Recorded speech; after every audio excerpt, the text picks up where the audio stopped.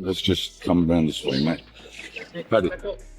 I'm all good, I'm all good. Yeah, I know, I just want to make sure. No.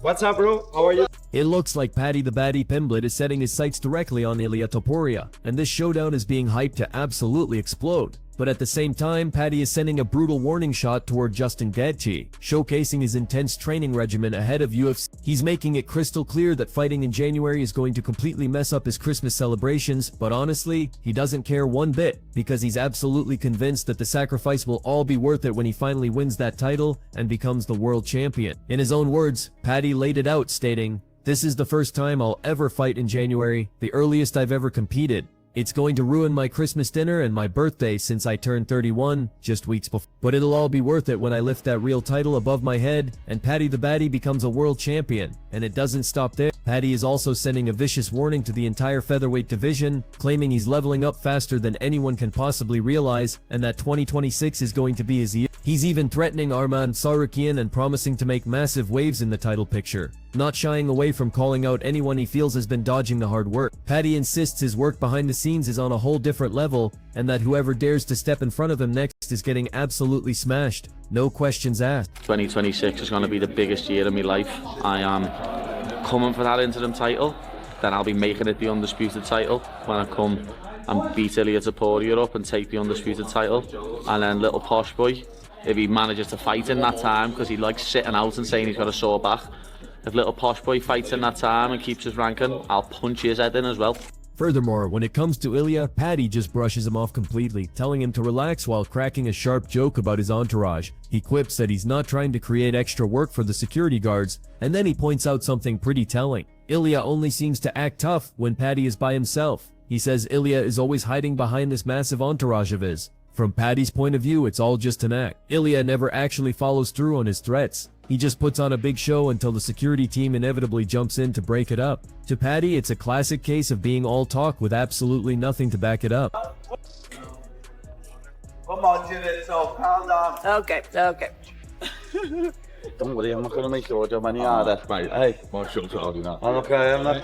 Funny thing is that he always only ever tries to do anything when I'm on my own and he's about 20 man deep. And he never even tried to do nothing, did he? Just like walk towards me. Meanwhile, you've got Arman Tsarukyan, who is being incredibly blunt about his assessment of Paddy Pimblett. He points directly to Paddy's defeats against big names like Michael Chandler, Bobby Green, and Tony Ferguson as clear evidence of his limitations. Arman flat out calls Paddy overrated and directly challenges the entire notion that he even deserves a top spot in the division. He really stresses the point that Paddy hasn't truly been tested against the division's elite opponents, and declares that he is more than ready to prove, inside the Octagon, that Paddy simply doesn't belong in the conversation with the best fighters in the world. You gotta delete him from the rankings even. He's not even deserved to be in top 10. He beat last three guys. Chandler, he had 3 losses. It was Bobby Green, he had 3-4 losses. It was Tony Ferguson, he had 8 losses.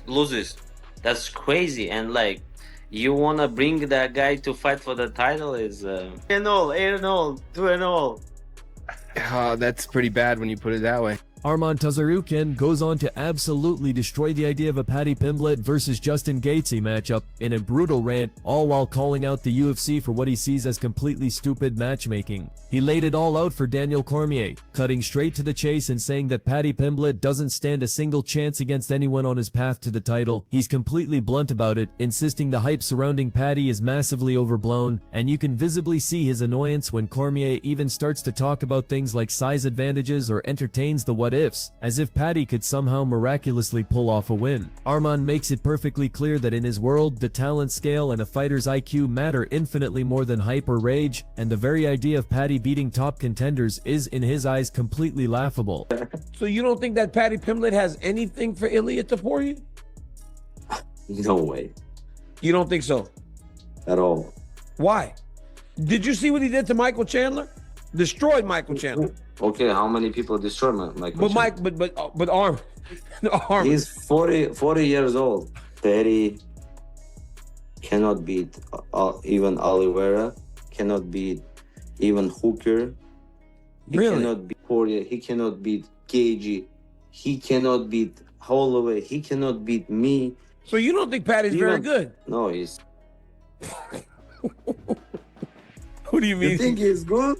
You think he is good? If you say you're good, I'm gonna turn off this. Arman! Haman, while acknowledging that Paddy is a good grappler, even a very good grappler who is big for the weight class, really drives home his frustration. Arman Tsarukyan added that his annoyance comes from the fact that it's only timing, not his actual ability, that's the only thing standing in his way of a title shot. He genuinely believes he has already earned his shot at the belt, and he sees any delay as being solely due to the UFC's scheduling and their internal decisions, not a reflection of his performance inside the cage. Arman stated it perfectly, it's just timing. You know, the beginning of the year versus the end of the year, but it's hard, I don't even know how to explain it. It's hard because I deserve to fight for the title. Tsarukyan didn't stop there. He also called out the UFC directly for showing favoritism, accusing them of artificially inflating Paddy Pimblett's rankings and feeding him easy opponents. Despite all this, he remains completely convinced that he's the one who truly has what it takes to become the future champion. Arman said, "It's hard. You know, it's hard because it's your goal.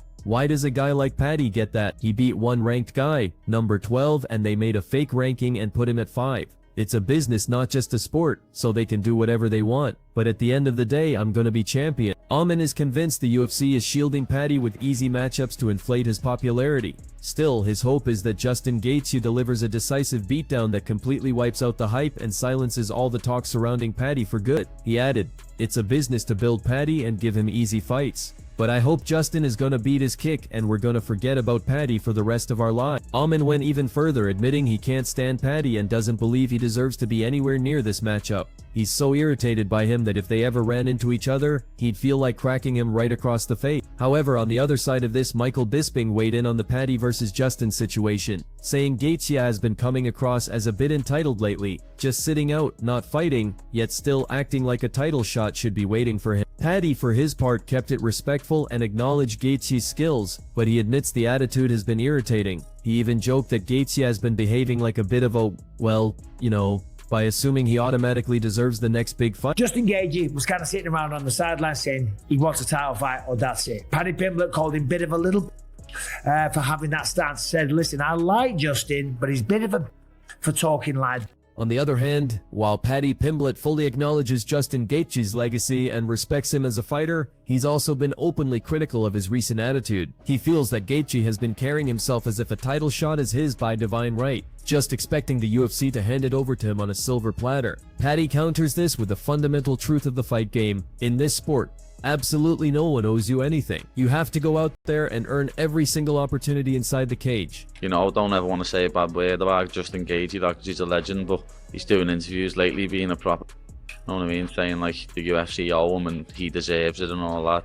No one's owed nothing. You know what I mean? And speaking of tension, Michael Bisping highlighted a particularly awkward moment that went down at a recent weigh-in when Ilia Topuria actually pushed Paddy, noting that this single act seriously ramped up the tension leading into the UFC press conference. In Bisping's expert opinion, he believes the fight between them almost feels inevitable at this point, especially given Paddy's long history of openly mocking Ilia. Bisping also makes a crucial point. While this potential matchup has an incredibly strong narrative and a ton of bad blood behind it, it's also going to be an extremely challenging and intensely competitive fight for both athletes involved. Ilia had the belts on, both belts on, pushes Paddy. It was a bit of an awkward moment. That fight looked destined to happen, and of course for years now, Paddy Pimblett's been giving him shit, calling him the hand sanitizer boy and all that type of stuff, right? I don't understand you anything. Back in the flouty mouth, like what? Hand sanitizer, boy!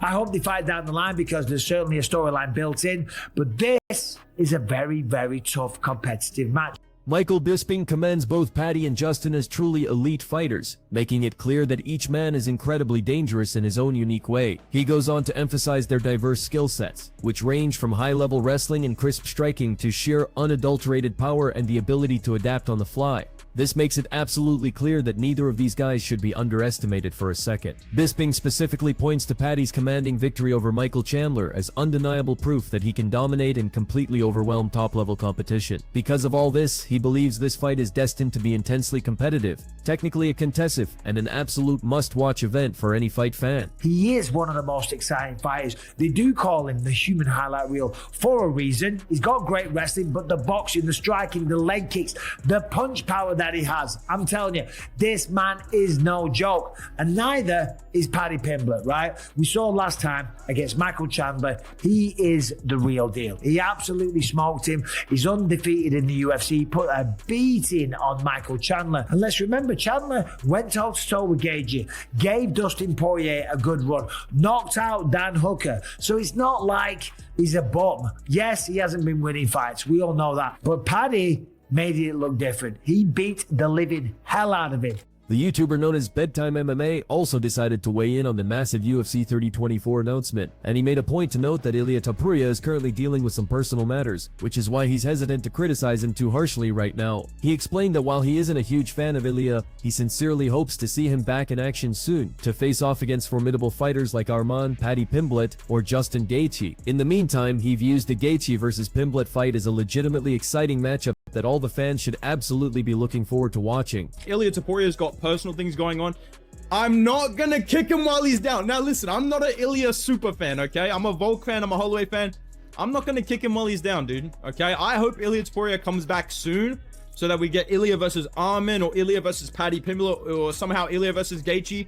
But this is a great fight. In the meantime, you know, you have some fans who are genuinely surprised, almost shocked that Paddy Pimblett is being handed what is essentially a #1 contender spot or even an interim title shot. And think about it, this is happening even though he has never once fought anyone ranked inside the UFC's top 5. Meanwhile, you have Arman Tsarukyan, a fighter who many people argue deserves that top spot far more, and he has been totally overlooked and completely skipped over in the ongoing title conversation. He gets an interim shot, right? He was like, I'm going to retire if you don't give me a shot at the belt. And then you have Paddy Pimblett, who, I'll be honest, yes, I did want to see fight Ilia Topuria because they have the rivalry, because it goes back for so long, because I think it would be a fun build to a fight. But when you look at Paddy's record, you have him beating Gordon, old man Tony Ferguson, old man Bobby Green, and then Michael Chandler. You fight who's in front of you, so I guess you can't really blame Paddy for that, but it's like, how does that offer you a #1 contenders fight without fighting someone in the top 5